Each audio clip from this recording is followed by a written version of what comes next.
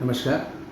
आज हम बात करेंगे भारतीय संस्कृति, कला और साहित्य क्षेत्र के एक महत्वपूर्ण ग्रंथ की, जो संस्कृत भाषा से लिया गया है, जिसके रचनाकार हैं भरत मुनि। और वो शास्त्र है, वो वेद है, नाट्य शास्त्र, जो जिस पर आधारित है सारी कलाएं, जो भी आज हम देख रहे हैं, चाहे वो फिल्म का रूप हो, चाहे नाटक का रूप हो, चाहे स्वांग हो, चाहे और भी लोक संस्कृति, लोकगीत, लोक नाट्य, उन सब का आधार है नाट्य शास्त्र। और नाट्य शास्त्र नाट्य कला का मूलभूत शास्त्र माना गया है, क्योंकि इसमें नाटक भी आता है, नृत्य भी आता है, संगीत भी आता है, अभिनय भी आता है और मंच व्यवस्था भी आती है। तो इन सारी चीज़ों का गहन अध्ययन किया जाता है और उसका मतलब वैज्ञानिक तरीके से विवेचन किया जाता है। चिंतन मनन करने के बाद उस नाट्य शास्त्र की रचना की गई है। क्या क्या कमियां हैं, उनको सही किया गया है समय के अनुसार, और इस तरह से नाट्य शास्त्र एक मजबूत बना है, जिसे मतलब विश्व का प्रथम नाट्य शास्त्र भी कहते हैं। दुनिया भर में जितने भी ड्रामे के ऊपर काम किए हैं, उन सब का बेस नाट्य शास्त्र ही है।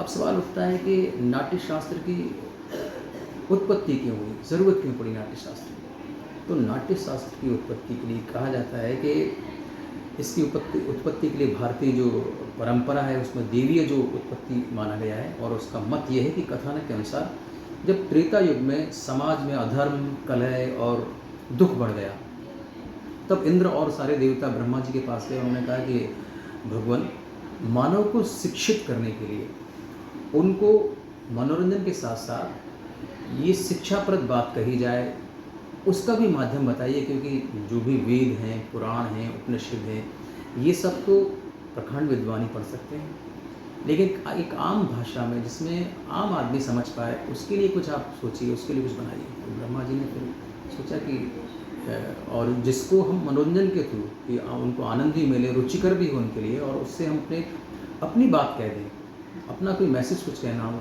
जो हमें आम लोगों तक पहुंचाना है, वो कैसे पहुंचाएं। तो उन्होंने कहा ठीक है, और उन्होंने तब इस 5वें वेद की रचना की। और इसके लिए उन्होंने क्या किया, जो 5 वेद थे, जैसे ऋग्वेद, सामवेद, यजुर्वेद, अथर्ववेद, इन सब से लिया। जैसे ऋग्वेद से उन्होंने लिया संवाद यानी पाठ्य, जो डायलॉग डिलीवरी होती है, वो ऋग्वेद से लिया। और सामवेद से लिया गीत, जो नाटक परंपरा में है, जो गीत चलते हैं बीच में, वो गीत जो लिए हैं वो सामवेद से लिए। और यजुर्वेद से लिया अभिनय, जो बहुत ज़रूरी है नाटक के लिए।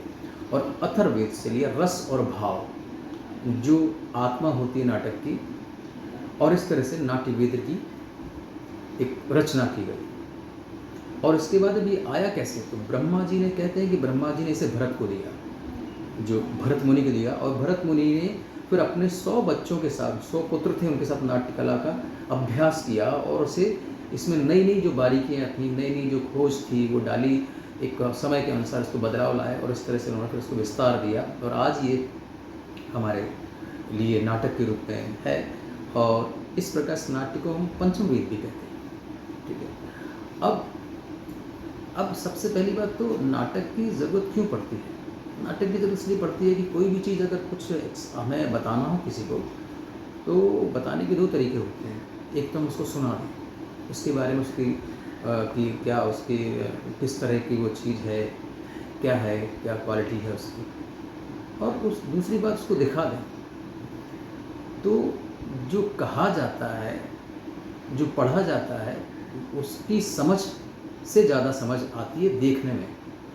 विजुअलाइजेशन जो होता है, दृश्यावली जिसमें होती है, उसका बड़ा उपयोग है। इसलिए नाटक के माध्यम से वो बात आज भी हम किसी मुद्दे पर, चाहे कोई भी हो, सामाजिक मुद्दा हो, आर्थिक मुद्दा हो, सरकार की योजनाएं हों, उनको अगर हम नाटक के माध्यम से कहते हैं तो सरलता से समझ में आती है। इसलिए नाटक का बड़ा महत्व है।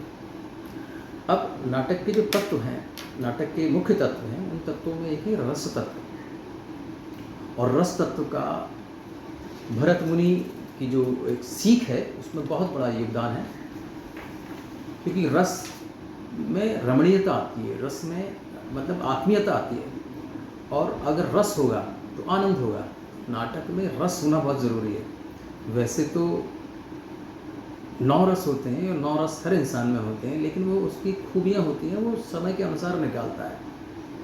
कि जैसे आपने कोई चीज़ अच्छी देखी या किसी पर अच्छा लगा कोई, तो उसको हमें श्रृंगार भाव आता है। श्रृंगार भाव के भी टाइप हैं, श्रृंगार के भी किस्म हैं, तरीके हैं।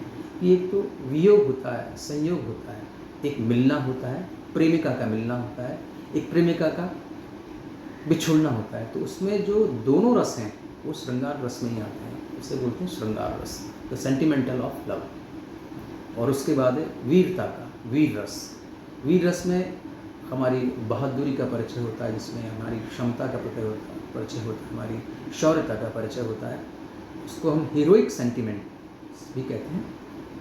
और फिर आता है करुण। जब हम कुछ ऐसा देख लेते हैं, जब हमारी आँख होता नहीं, कभी किसी को देखा और दुख हुआ बहुत, किसी लाचार बेबस को देखा तो दुख हुआ, तो वो होता है करुण, करुण रस। इसको बोलते हैं पैथेटिक सेंटिमेंट्स। तो वो भी मतलब उस पर भी वो भी हमारे अंदर होता है और वक्त वक्त पे हमारे उमड़ता है वो भी। फिर एक अद्भुत, हमने कुछ नया देखा, कुछ अच्छा देखा, कुछ अलग सा देखा, इसमें हमें आश्चर्य हुआ कि भाई ये क्या है। तो वो सेंटिमेंटल होता है, मार्वल, मतलब अद्भुत रस। और फिर है रौद्र रस, जिसमें क्रोध है, जो फ्यूरियस सेंटिमेंटल्स होता है, जो हमें कोई ऐसी बात चुभ जाती है, कोई बात लग जाती है, किसी पे गुस्सा आ जाता है, तो वो जो रौद्रता होती है, रौद्र रूप, तो भगवान शिव का भी रौद्र रूप आपने सुना होगा। फिर एक भयानक रस, उसको टेरिफाइंग सेंटिमेंटल्स, कुछ चीज़ देखी हमने और भयानक डरावनी लगी, भय जिसमें आया, तो वो भयानक रस है। और फिर सबसे अच्छा रस है, जिसकी आज के समय में बहुत ज़रूरत है, वो है हास्य रस, the sentimental of happiness. Happiness होना बहुत ज़रूरी है, और वो रस भी अंदर होता है, लेकिन हम अपनी परेशानियों में उस रस को, उस भाव को छुपा लेते हैं, ये गायब हो जाता है, उसको निकालना बहुत ज़रूरी है। और एक है विभत्स घृणा रस, कुछ में गंदा लगता है, कुछ गंदगी जो हमें बर्दाश्त नहीं होती, उसको ऑडियस सेंटिमेंटल कहते हैं, और वो विभत्स रस में, घृणा रस में आता है। एक रस आचार्य अभिनव गुप्त ने और जोड़ा है, इसको बोलते हैं शांत रस।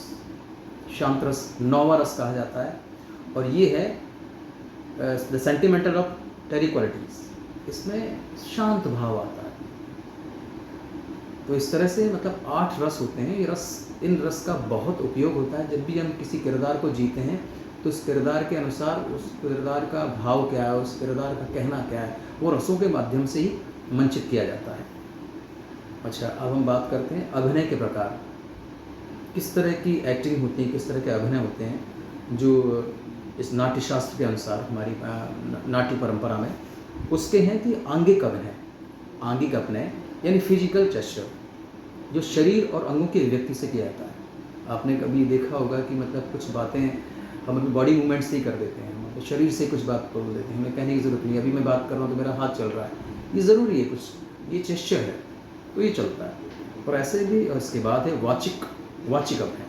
वाचिक अभिनय में जिसमें संवाद हो और आवाज़ हो, वर्बल एक्सप्रेशन, मतलब उसमें आवाज़ का बड़ा मायने रखता है, और आवाज़ बड़ी महत्वपूर्ण है, वो है वाचिक अभिनय। और फिर ये आहारिक अभिनय, इसमें वेशभूषा, सजावट, मंच व्यवस्था, इसका बड़ा उपयोग है।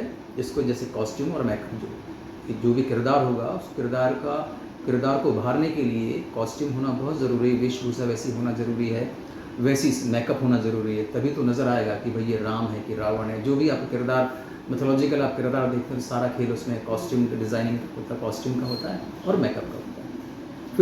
फिर इसके बाद है सात्विक अभिनय। सात्विक अभिनय क्या होता है? वो होता है टोटल इमोशनल।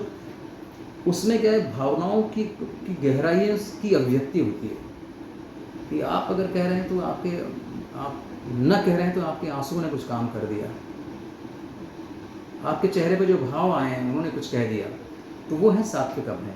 कुछ न कहकर भी बहुत कुछ कह जाए। तो इस तरह से अभिनय के प्रकार हैं: आंगिक अभिनय, वाचिक अभिनय, आहार अभिनय और सात्विक अभिनय।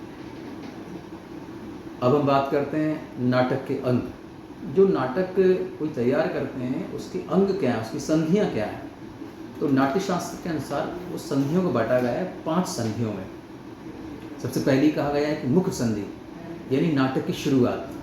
नाटक में कोई कहानी हो ना, तो कहानी नज़र आनी चाहिए, वो है मुख संधि, ये शुरुआत उसकी हुई है। फिर इसके बाद प्रतिमुख संधि, उस कहानी में क्या है, क्या क्या कॉम्प्लिकेशन है, क्या क्या समस्याएं आने वाली हैं, उसका थोड़ा हमें इशारा किया जाता है, संकेत किया जाता है। और फिर तीसरा है गर्भ संधि, यानी उसमें उस कथा का, उस कहानी का विस्तार रूप दिखाया जाता है कि क्या क्या हो सकता है, क्या क्या संभावनाएं हैं, उसको एक हाइप देने के लिए वो सारी चीज़ें, उसका विकास होता है, वो होता है गर्भ संधि। और फिर इसके बाद चौथा है वो विचार संधि। इसमें जो भी समस्या हमारी उस कहानी में, उस कथानक में, उस नाटक में, उस समस्या का समाधान क्या हो, कैसे हो, समाधान निकालने के लिए उसका समाधान करते हैं, वो विमर्श संधि। और सबसे आखिर में निर्वाह संधि। निर्वाह संधि में कथा का समापन किया जाता है, कंक्लूजन किया जाता है कि कथा क्या कहती है, उसके रिपीटिशन हो जाए, उसका पूरा भाव पूरा उसमें आ जाए, तो वो हमारा रहता है कथा का समापन।